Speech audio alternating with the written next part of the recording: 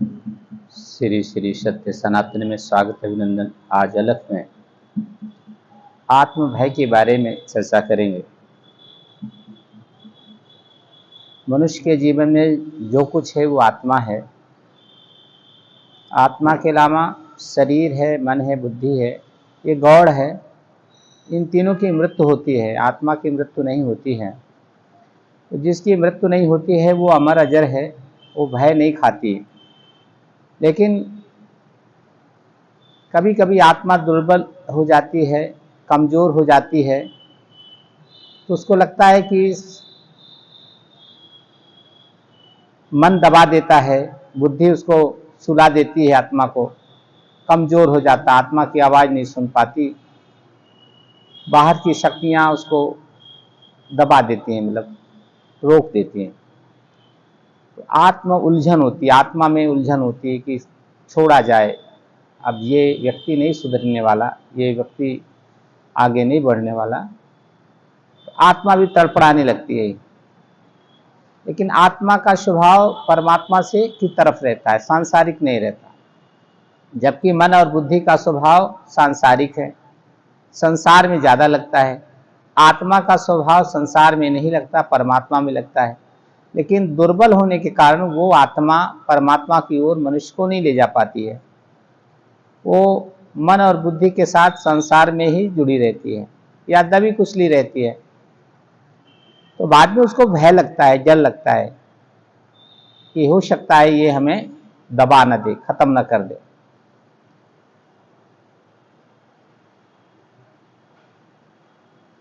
उसको लगता है इसमें रहते हुए मेरा उद्धार नहीं होगा, ये परमात्मा तक यात्रा नहीं कराएगा। जो शरीर शांत होगा तो आत्मा छोड़ के चली जाएगी, वो तो मिल जाती है, तत्व है, वो जाके समाहित हो जाता है और सब कुछ यहाँ पर छूट जाता है, कुछ साथ नहीं जाता। केवल आपके कर्म जो संसार में करते हैं, अच्छे खराब, इन्हीं कर्मों का फल यहाँ पर छूट जाता है और कर्मों का फल ही ऊपर जाता है। वहाँ के हिसाब से आपके ये नहीं है कि आत्मा को नया आत्मा बना दिया जाएगा, ऐसे नहीं होगा। इसी आत्मा को जो आपके शरीर में है, इसी आत्मा को फिर किसी में शरीर में प्रेषित करेंगे। और जो इस आत्मा ने यहाँ आकर के गलत, खराब या जो भी प्रदर्शन किया, जो भी कार्य किया, जिस शरीर में वो प्रवेश होगी वह जीवन भी प्रभावित होता रहेगा। किसी भी शरीर, मनुष्य का शरीर मिल गया तो उसमें भी यही चीज़ आत्मा को, आपके कर्मों के साथ आत्मा का जुड़ाव हो जाएगा। जो आप कर्म कर रहे हैं उसका फल आत्मा के साथ जुड़ा रहेगा। जब आत्मा दूसरा शरीर धारण करेगी उसमें भी वही कर्म साथ साथ चलता है, वहाँ भी उस शरीर को परेशानी आती रहेगी। तो ये भय से रहित कैसे हो, भय ना लगे। भय से छुटकारा पाने के लिए केवल और केवल परमात्मा का स्मरण है, याद करना, सुमिरन करना। जो निरंतर उनको याद करता है उनको भय नहीं लगता, किसी तरह का भय नहीं। भूत प्रेत से लेकर के मृत्यु तक का भय उसे दूर हो जाता है। लेकिन जो परमात्मा को याद नहीं करता, वो संसार को याद करता है, उसको भयभीत रहता है, डरा रहता है, मेरा ये चला जाएगा, मेरा वो नुकसान हो जाएगा, मैं बीमार हो जाऊंगा, मैं ये हो जाऊंगा, मेरा पैसा खो जाएगा, मेरा पैसा नष्ट हो जाएगा। इन सब बातों का भय उसके अंदर व्याप्त रहता है। तो परमात्मा को याद करने के बाद आपका मन भी भयभीत नहीं रहेगा, आपकी शरीर भी डरेगी नहीं। शरीर में कोई तत्व नहीं होता है, मन द्वारा चलता है शरीर। आपका मन भी कभी भयभीत नहीं और बुद्धि भी कभी कांपेगी नहीं, डरेगी नहीं, भयभीत नहीं होगी। उसको भी सही और गलत का ज्ञान हो जाएगा। तो हमारे हृदय में परमात्मा के एक तत्व विराजमान है, जिसे हम आत्मा कहते हैं, जीवात्मा कहते हैं। वो चाहती है जीवन भर ही अच्छा काम करे, नैतिक काम करे, भगवान का याद करे। लेकिन संसार में इतना लिप्त हो गया मनुष्य कि वो परिवार को याद करता है, घर को याद करता है, संपत्ति को याद करता है, परमात्मा को याद नहीं करता। जिसके कारण परमात्मा की ओर से विमुख होता जा रहा है। धीरे धीरे धीरे मनुष्य को ईश्वर क्या है कुछ नहीं पता। अभी सर्वे हुआ था कितने लोग किस धर्म के हैं, और बहुत से लोग पाए गए वो किसी धर्म को नहीं मानते, उनका कोई धर्म नहीं, कोई नैतिकता नहीं, कोई भी वो नहीं। ऐसा अपने जीवन को लोग बना लेते हैं कि हम कोई धर्म को नहीं मानते। धर्म का मतलब है जो अच्छाइयाँ हैं, जो गुण हैं, उनको धारण करना ही धर्म होता है। सत्य बोलना ही धर्म है, सही काम करना ही धर्म है, ईमानदारी से जीना यही धर्म है। धर्म का मतलब पूजा पाठ मात्र नहीं है, वो तो आपकी आत्मा की शांति के लिए कि भगवान का रूप ऐसा है, हम उनकी अर्चना पूजा करते हैं, थोड़ी देर तक आपकी आंखों के सामने वो रहते हैं, आपके मन में नैतिकता बनी रहती है, थोड़ी देर के बाद वो मिट जाता है, आप कहीं चले गए, वो भूल गया। लेकिन परमात्मा को जब याद करेंगे तो वो चित्र हमेशा आपकी आंखों के सामने चलता रहेगा, वो रील चलती रहेगी, वो पिक्चर आता रहेगा और हमेशा स्मरण होता रहेगा, उनका याद रहेगा। तब आपको किसी प्रकार का डर या भय नहीं रहेगा। कुछ भी चला जा, संसार का कोई वस्तु कोई भी ले ले, हमें किसी प्रकार का भय नहीं। लेकिन हमें परमात्मा के उसके बदले में हमें परमात्मा से जुड़े रहें, तो संसार की कोई वस्तु आपसे कोई ले नहीं सकता, छीन नहीं सकता, क्योंकि ईश्वर ही सब सर्वशक्तिमान है। उस शक्ति के आगे सब छोटी शक्तियां हैं, ना के बराबर, क्योंकि उसी द्वारा सारा संचालित होता है। जो सब कुछ चलाता है उसको भूल जाते हैं। कितना कृतज्ञ समाज हो गया जिन माता पिता ने पाल पोस करके अपने पुत्रों को इतना बड़ा करते हैं। एक माया की पत्नी मिल जाती है, एक परिवार मिल जाता है, वो सब कुछ उसे त्याग देता है। धीरे धीरे धर्म को छोड़ेगा, माता पिता को छोड़ेगा, अपने कर्तव्यों को, अपने धर्म को छोड़ देते। वो धर्म है, माता पिता की सेवा करना धर्म है, माता बड़ों की आज्ञा मानना धर्म है, वो छोड़ देता है, यानी धर्म को छोड़ दिया।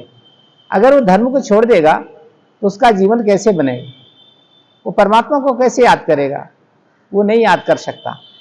तो ऐसा जीवन जिसका हो जाता है वही भयभीत होता है, वही संसार से डरता है, वही हर क्षण जीता मरता रहता है अंदर अंदर। देखिए जो परमात्मा में रहता है, उनका स्मरण करता है, उनको किसी प्रकार का डर भय नहीं रहता। भयंकर से भयंकर बीमारी आ जाए, लेकिन ईश्वर का साथ है, ईश्वर पर विश्वास है, भरोसा है, तो आपको डर नहीं लगेगी। उसका उपाय खोजेंगे, उपाय करेंगे, दवाइयां करेंगे, लेकिन डरेंगे नहीं, उससे भयभीत नहीं होंगे। बहुत से लोग, गोस्वामी तुलसीदास जी के समय अकबर थे, अकबर ने उनको बुलाया। अकबर दिल्ली सरोवा, जगदीश सरोवा कहा जाता था कि दिल्ली का बादशाह ईश्वर है, जगदीश्वर है, इतनी मान्यता थी। उन्होंने कहा उनसे कि रामायण जो रामचरितमानस लिखते हो इसमें मेरा नाम लिख दो। जैसे आप कुरान शरीफ में देखें अल्लाह अकबर, आवाज अकबर लिख जाता है। तो उन्होंने साफ मना कर दिया, मेरे राजा राम हैं, दूसरों ना कोई। आप राजा हैं, सम्राट हैं, बहुत शक्तिशाली हैं, तो मैं आपका नाम नहीं लिख सकता, और आपसे मैं डरता भी नहीं कि आप मेरा कुछ बिगाड़ देंगे। तो जिस पर उनका भरोसा होता है वो भय नहीं खाते। सिकंदर आया था भारत में जीतने के लिए। एक सन्यासियों का उदाहरण ज्यादा है जो परमात्मा पे ज्यादा विश्वास करते हैं। वो सुना है बहुत चमत्कारिक बाबा हैं, जो कहते हैं वही हो जाता है। तो उनके पास आए कि महाराज मैं दुनिया जीत कर आया हूं, मैं आपके चरणों में क्या दान करूं, क्या सहयोग करूं, आपको क्या दे दूं। तो उस समय धूप थी, वो खड़ा हो गया था। उन्होंने कहा कि थोड़ा ये धूप छोड़ दो बस। उन्होंने कहा महाराज कैसे सन्यासी हैं, मैं देने के लिए आया हूं, आप कहते थोड़ा धूप छोड़ दो। बोले इससे अलावा क्या दे सकते हो, सब तो भगवान का, तुम्हारा क्या है, तुम तो दास हो, तुमसे क्या लेना, उससे लेना। तो हमारे यहाँ जो भगवान पर आश्रित हो जाते हैं, भगवान पर विश्वास करने लगते हैं, उनको डर भय किसी तरह की नहीं। एक सावरकर नाम के क्रांतिकारी हुए भारत में हमारे आजादी के समय। अंग्रेजों ने 7 बार काले पानी की सजा दिया, बिल्कुल एक छोटी कोठरी में 11 वर्षों तक एक कोठरी में रखा कि कोठरी में आप उसी में शौच करना, उसी में खाना, उसी में रहना, कहीं बाहर नहीं जाना, उसी में रहना। भय नहीं खाए वो, वहां लिखकर गीता लिखते थे। वो अपनी आत्मा को परमात्मा से जोड़े रहे, वहां भारत माता से जोड़े रहे, उनको किसी प्रकार का भय। तो जो ईश्वर पर भरोसा करता है, ईश्वर को याद रखता है हर क्षण हर पल, उसकी आत्मा में कभी भय नहीं होता, उसके जीवन में कभी डर नहीं आता किसी प्रकार। सबसे बड़ा डर मृत्यु का होता है। वो मृत्यु नाम की जो चीज है वो आपको डरा नहीं सकती। आप मृत्यु को जीत लेंगे कि जब हम चाहेंगे तभी मरेंगे, आप हमें भयभीत नहीं कर सकते। लेकिन तब होगा जब आपकी आत्मा का संबंध परमात्मा से होता रहेगा और हर क्षण होगा। जैसे श्वास लेते हैं हर क्षण, तभी शरीर जीवित है, उसी प्रकार श्वास में परमात्मा समा जाए। और ये तब होगा जब आपका अंदर का हृदय शुद्ध हो जाए। अरे किसी अतिथि को बुलाते हैं, मेहमान को बुलाते हैं, तो अपनी कोठरी या जहां बैठाते हैं उसको साफ सफाई भी तो करते हैं, जाला वाला साफ करते हैं, बिस्तर साफ करते हैं, चादर नया बिछाते हैं, कुछ बिछाते हैं। आप हम सुबह शाम नहाते तो खूब हैं, कपड़ा साफ साफ पहनते हैं, लेकिन आत्मा इतनी गंदी है, मलिन है, उसको साफ तो होती नहीं। जब तक वो स्वच्छ नहीं होगी परमात्मा कैसे बैठेगा। और उसकी गंदगी का मतलब क्या है? लोभ है, लालच है, भय है, स्वार्थ है, अहंकार है, ईर्ष्या है। ये जो गंदगी है, ये जब तक दूर नहीं होगी तब तक हृदय शुद्ध नहीं होगा, हृदय पवित्र नहीं होगा, तब तक परमात्मा उस हृदय में विराजमान नहीं होगा, उसका संबंध निरंतर वाला नहीं होगा। मंदिर देखेंगे, कहीं धार्मिक जगह देखेंगे, प्रणाम कर लेंगे, उतने क्षण तक आएगा, लेकिन थोड़ी दूर आगे बढ़ गए फिर कट गया, फिर वही सांसारिक चीजें आने लगती हैं। संसार की सारी चीजें परमात्मा कहता करो, क्योंकि संसार भी बनाया ना, भोगने के लिए तो बनाया, रहने के लिए तो बनाया है, लेकिन संसार का सारा चीज करो, खेती करो, घर का काम करो, शादी विवाह करो, सब करो, लेकिन हर पल हर क्षण परमात्मा को समर्पित होकर जियो। परमात्मा के द्वारा कहो कि ये सब तुम्हारा है, मेरा कुछ नहीं। तेन त्यक्तेन भुंजता, बहुत त्याग पूर्वक ये जो कुछ आप अपना मानते हो वो परमात्मा का है, बहुत त्याग पूर्वक तो उसका उपयोग करिए, खाइए। ये आपका नहीं है कि आप मेरा है तो मैं जो चाहूंगा वो करूंगा, ऐसा नहीं। राजाओं को ऋषि मुनि बताते थे ये राज्य आपका नहीं है, परमात्मा का राज्य, सिंहासन ईश्वर का है, इस पर जो बैठे हो वो प्रतीक हो, तुम एक चिन्ह मात्र हो, एक मुखौटा हो, लेकिन सब कुछ शक्तिशाली परमात्मा है। तो आपको त्याग पूर्वक यहां उपयोग करना है। यानी आत्मा का संबंध परमात्मा से होता है तो निरंतर आपके मन में स्मरण होता रहेगा। अपने किसी इष्ट देव को याद करो, जिनको मानते हो उनको याद करो, कुछ नहीं अपने पूर्वज को याद करो, जिनका मन करे उनको याद करो, जिनको आप अपना इष्ट मानते हो, देवता मानते हो, भगवान मानते हो, उन्हीं का जाप करते रहो, मन में हमेशा चलता रहे चलता रहे चलता रहे, तो आपके जीवन से कभी एक चींटी भी नहीं मरेगी। आपको चींटी मरने का जब टाइम आएगा कि आपसे पाप हो जाएगी, वो चींटी भी बच जाएगी आपसे, वो भी पाप नहीं होने पाएगा। जब परमात्मा चाह लेगा तब आपसे कोई गलत काम नहीं होगा और एक से एक अच्छे से अच्छे काम आपसे कराता रहेगा। उसका फल आपको, उसका पुण्य आपको देता रहेगा, ताकि आपका अगला जीवन और या इसी संसारिक जीवन को सुखी कैसे बने, आप आरोग्य कैसे हो, निरोग्य कैसे हो, स्वस्थ कैसे बने, ये ईश्वर के हाथ में है। हम सब कर्मों का फल भोगने के लिए आते हैं, कर्म योनि है। मनुष्य जो बना वो कर्म करना पड़ेगा, यहाँ अच्छा काम करे या बुरा काम करे। अगर आत्मा जागृत है, परमात्मा से उसका संबंध है, क्योंकि परमात्मा में जाकर मिलना है उसको, तो आपको अच्छे काम में ले जाएगी, आपका मन अच्छे काम में ले जाएगा, आप सात्विक हो जाएंगे। जो आध्यात्मिक जीवन में रहते हैं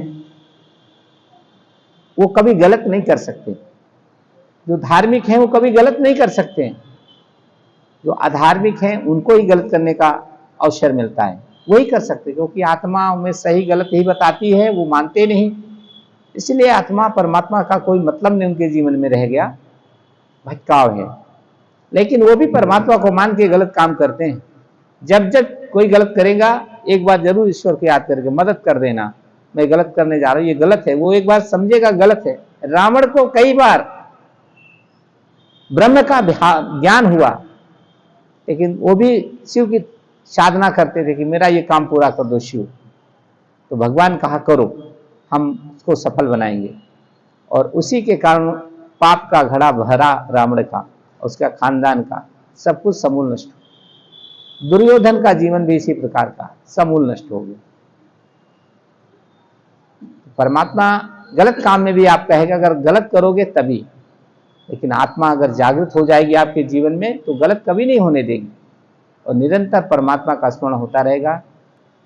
ईश्वर सर्वव्याप्त है। आप मंदिर में देखिए और चाहे किसी आदमी में देखिए, किसी पेड़ में देखिए, किसी लकड़ी में देखिए, परमात्मा सब जगह व्याप्त है, कण कण में है। जब आपकी दृष्टि इतनी तेज हो जाएगी तो आपको हर जगह वो दिखाई देंगे, हर आदमी में दिखाई दे देंगे। तो आपको भटकने की आवश्यकता नहीं, वो आपका रास्ता खोलते चले जाएंगे, प्रकाश दे जल जाएगा बल्ब और आप तक वहां उजाले में आप पहुंचेंगे।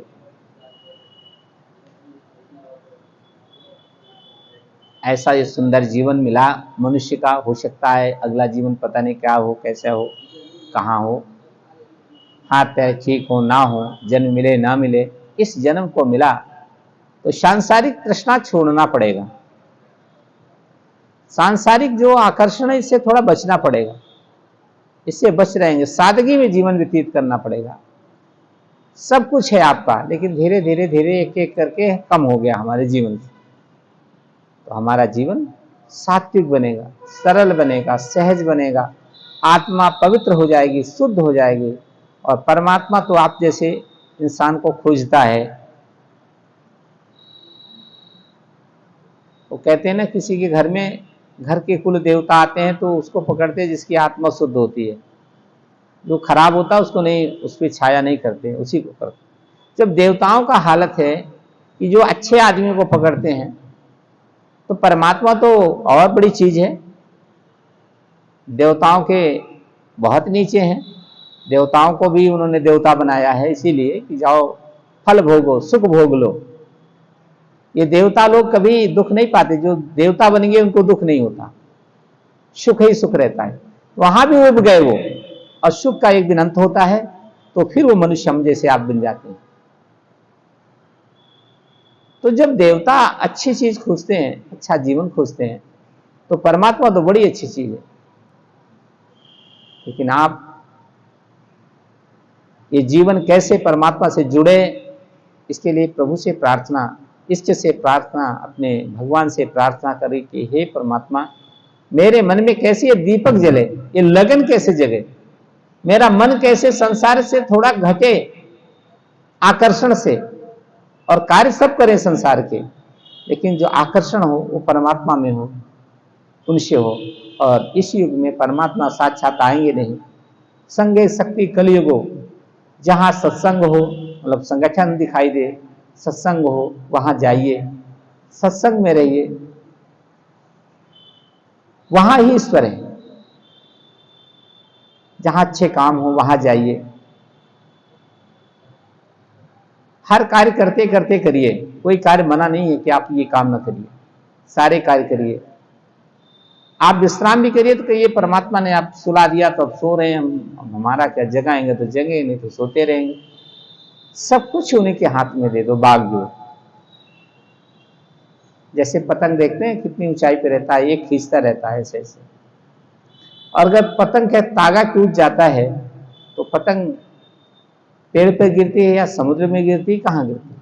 तो जीवन है, हम अपनी पतंग की डोर जो है परमात्मा को दे दें कि प्रभु जैसा चाहो, जितना ऊंचाई पे चाहो उतना ऊंचाई कर लो, जो चाहो तुम करो, ये सब कुछ तुम्हारा है। अभी तक मैंने अपने हाथ में पकड़े था, मैं कह रहा था, अब मेरे जीवन से ये खत्म हो गया, मुझे ज्ञान हुआ कि मैं कुछ नहीं हूं, सब कुछ आप हैं। ये जीवन आपका है और आप जैसा चाहिए इसको व्यतीत करवाइए, जैसा चाहिए कर कहिए, मैं स्वीकार हूं। भगवान कृष्ण ने अर्जुन को यही बात समझाते थे, मानते नहीं थे अर्जुन।